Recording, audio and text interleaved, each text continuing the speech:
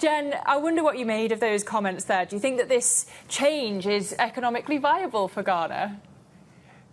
You know, Lizzie, I also do like talking about chocolate, for that matter. Listen, but in this sense, it was fascinating hearing from Godfred, because he really didn't mince words about just how necessary this is. And so, you know, you just heard him saying there that this is not good news. But he did tell me that he was expecting this to happen because of the balance sheet of the cocoa board, because of the lack of production levels that we've really seen the cocoa industry in Ghana being able to live up to.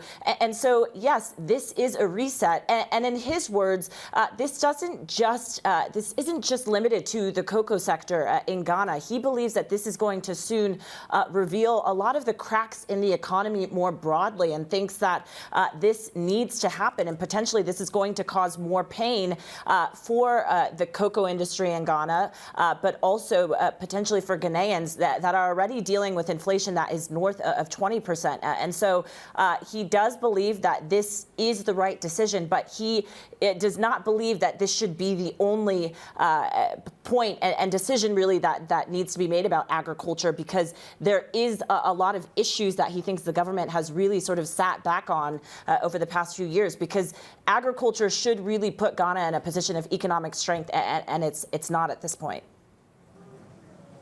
OK, so that's the broader Ghana economic position. But what are his expectations, Jen, for the cocoa price more specifically? Well, you know, Godfred he thinks that prices will potentially go up, but because we have seen targets actually in Ghana reduced for the 2024-2025 harvest, he doesn't believe that whether or not we see prices increase or not, Ghana is going to optimally benefit from it. That is his exact words that he said.